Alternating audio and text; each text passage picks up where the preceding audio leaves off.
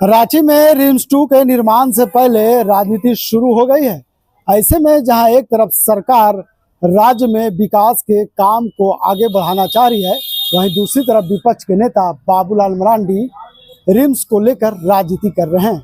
यह हम नहीं बल्कि झारखंड मुक्ति मोर्चा के नेता सुप्रियो भट्टाचार्य ने कहा।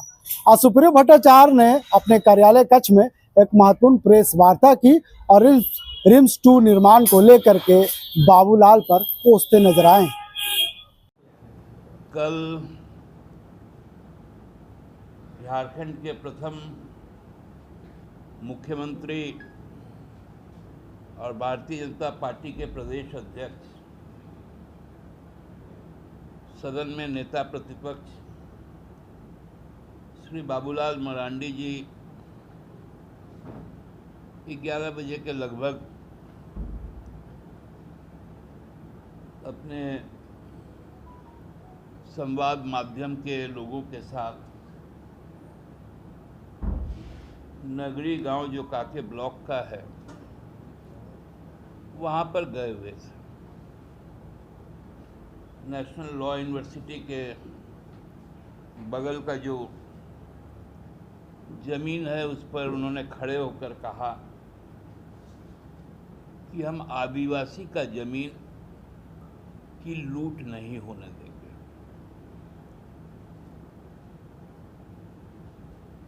इतना हृदय परिवर्तन, इतना मानवीय संवेदना बाबूलाल जी के हृदय में था, ये मुझे नहीं मालूम था, क्योंकि हम लोगों ने तो बाबूलाल जी का वो रूप देखा था जब वो इस राज्य के प्रथम मुख्यमंत्री हुए और एनएचपीसी का ये एक योजना था, कोयल कारो परियोजना, जो खूंटी जिले के तपकड़ा तोरपा ब्लॉक के तपकड़ा में उस योजना को क्रियान्वित करना था। और सेना का एक योजना था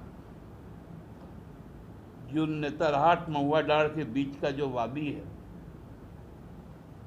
वहाँ नेतरहाट फील्ड फायरिंग रेंज की स्थापना होनी थी। ये वही व्यक्ति है जिन्होंने ये 2 परियोजनाओं को हरी झंडी दी थी। उस वक्त तत्कालीन विपक्ष के सभी सदस्यों ने आदिवासी जमीन को छीनने के खिलाफ जब आंदोलन चलाया तो आदरणीय, माननीय, श्रद्धेय, पूजनीय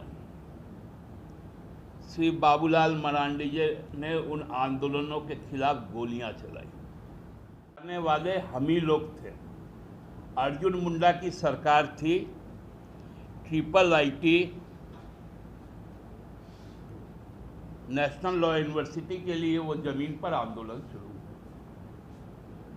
हमारे भू राजस्व मंत्री थे मथुरा प्रसाद महतो जी, थोड़ा पीछे आप लोग को ले जाते हैं। उस वक्त जब आंदोलन चल रहा था तो हम लोगों ने विरोध किया था और हमारा सरकार से समर्थन वापसी का ये भी एक कारण था 28 महीने के सरकार का।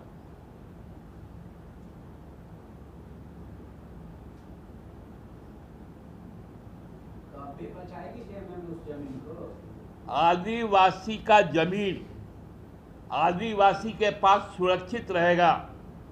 आदिवासी का जमीन बाबूलाल जी के पास यदि आप रखेंगे उसके रक्षा में, तो वो किसी ना किसी पूंजीपति के पास जाएगा।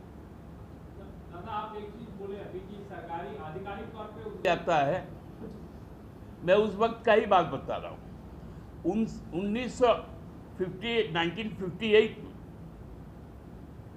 बिहार सरकार, तत्कालीन बिहार सरकार का कृषि विभाग ने उस जमीन को एक्वायर किया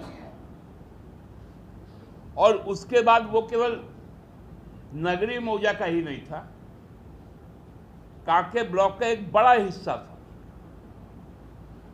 सड़क के दोनों किनारे। उसमें फिर रिनपास इधर बना और बिरसा एग्रीकल्चर यूनिवर्सिटी बना। बिरसा यूनिवर्सिटी को उस समय जो कैंपस अलॉट किया गया, जो आज के दिन में आप देखते हैं, और रिनपास के ठीक पहले एक रिसर्च फार्म के लिए एक प्लॉट अलॉट किया गया और उस जमीन को फाइलों में दर्शाया गया कि उसमें रिसर्च वर्क होगा, बीज प्रजनन का काम होगा। उसी तरह हमारे ब्यूरोक्रेसी के द्वारा कागज की जमीन को दे दिया गया था। आपको याद होगा उस समय हमारे यूपीए सरकार के ग्रामीण विकास मंत्री जयराम रमेश थे। जब हम लोगों ने इस मामले को उनके सामने लाया, तब तक जो 22-23 लोग जो कंपनसेशन 1965 में ले चुके थे, उस पर कोर्ट ने आदेश दिया कि भाई इसका चूंकि अधिग्रहण हो चुका है, इन्होंने मुआवजा ले लिया है, तो वहां नेशनल लॉ यूनिवर्सिटी बन गया। हम ही लोगों ने उस वक्त गुरुजी के कहने पर आईआईएम को ले जाकर हम लोगों ने पुंदाग में बनवाने का काम किया और उसका शिलान्यास भी जयराम रमेश जी ने किया। ये हम लोग हैं और भाजपा के लोग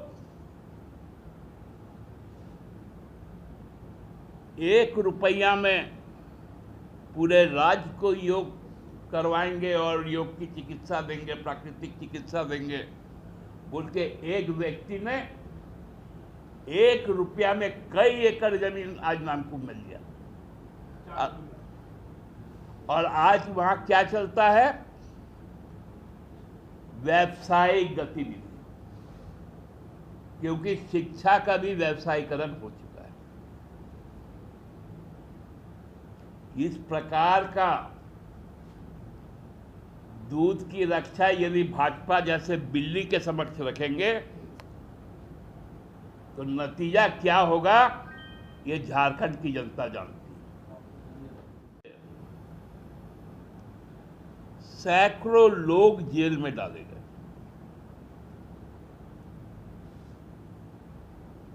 क्योंकि आप में से बहुत लोग कल जो वहां गए थे और बाबूलाल जी का जो रूप आप लोगों ने देखा, उस वक्त शायद आप लोग भी पत्रकारिता में नहीं रहेंगे, लेकिन आपके आर्काइव में उस समय का सारा न्यूज आपको मिलेगा। बाबूलाल जी का असली चरित्र क्या था, उसका दर्पण आपको मिलेगा। जब राज्य बना, 4 दशक के लंबे संघर्ष के बाद, सैकड़ों शहादत और हजारों बलिदान के बाद, तो जब विधानसभा का पहला सत्र आहूत हुआ, तो इस राज के बुनियाद में किसी ने यदि दीमक घुसाया था, उस व्यक्ति का नाम था बाबूलाल मरांडी। वो दीमक क्या था? जिस शोषण, पहचान और अधिकार के लिए, शोषण के विरुद्ध पहचान और अधिकार और सम्मान के लिए हम लोगों ने अलग राज्य का आंदोलन शुरू किया था, उसको समाप्त करने का पहला बीड़ा उठाया था बिहार सरकार कार्यनियमावली को आत्मसात करके। उस समय हम विपक्ष के नेता हुआ करते थे, स्टीफन मरांडी।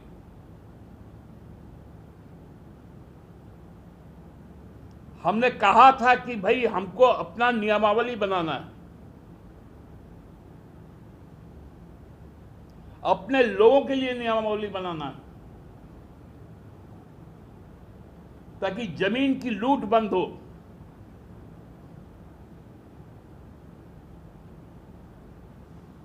लोगों के जल जंगल जमीन के अधिकार सुरक्षित हो। लेकिन उन्होंने मानने का काम नहीं।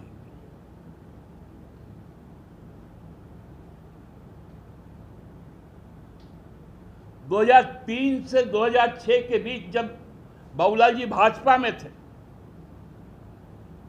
आप लोगों को याद है ना, ArcelorMittal से लेकर कई कॉरपोरेट के साथ 104 MOU साइन हुए थे।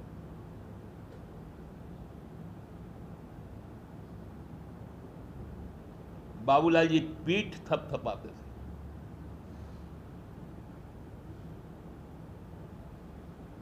मगरमच्छ का आंसू लेकर खेते खेत नहीं घूमते थे। एक औपनिवेशिक और शोषक का प्रतिनिधित्व करते थे उस वक्त बाबूलाल मरांडी।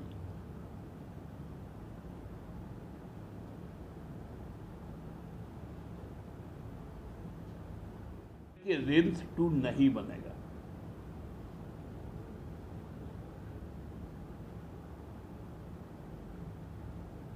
ये खिसियानी बिल्ली खंबा नोचे वाला कहावत है। उनके राष्ट्रीय अध्यक्ष देश के स्वास्थ्य मंत्री ने जब यहां के स्वास्थ्य मंत्री को कहा कि आप आइए हमसे बात कीजिए, हम आपके राज्य में स्वास्थ्य सेवाओं को बेहतर करना चाहते हैं, तो इनको बुरा लग गया। भाई मैं प्रदेश अध्यक्ष हूं, हमको तो मेरा राष्ट्रीय अध्यक्ष बुलाइए नहीं करता है।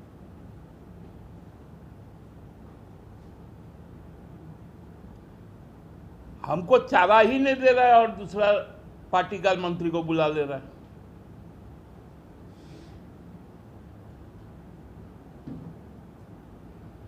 ये चिढ़ है उनको।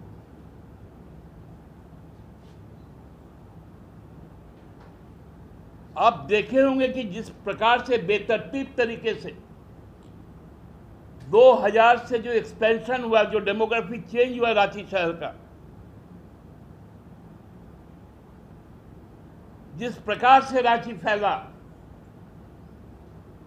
उसमें कौन लोग हैं?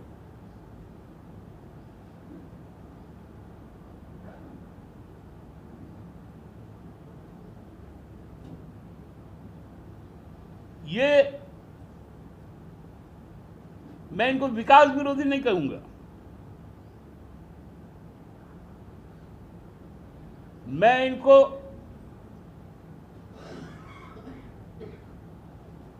झारखंड के हितैषी भी नहीं कहूंगा, क्योंकि इनको हित साधना कहीं और है। आज एक नाम बता दे रहे, केवल खुलासा बाद में करेंगे।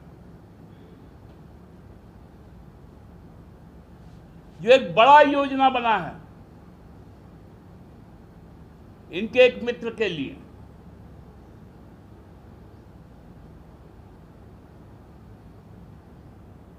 नाम उनका एस साहू है, सुनील साहू। ये पूरी कवायद उसके लिए रची जा रही है।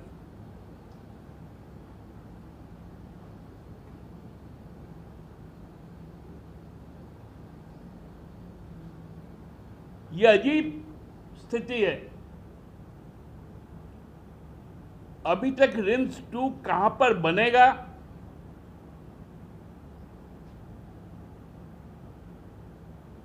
कहां नहीं बनेगा, उस पर कोई सरकारी अधिसूचना तक जारी नहीं हुआ, केवल बजट में प्लान किया गया।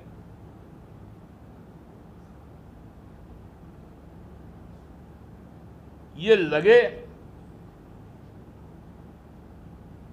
कि यहां नहीं बनेगा, आप जामताड़ा लेके चलिए। अरे आप नेता प्रतिपक्ष हैं, आपकी एक जिम्मेवारी है, इस राज्य के प्रथम मुख्यमंत्री रहे हैं। राज्य की जरूरत थी रिंग रोड का,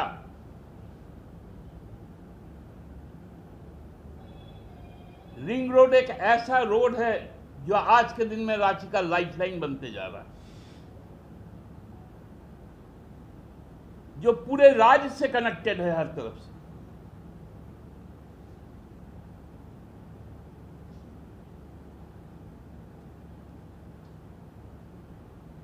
आप खाली इतना ही सरकार ने कहा कि हम रिंग रोड पर बनाएंगे, क्योंकि बृहद परियोजना के लिए इनको तकलीफ होगी।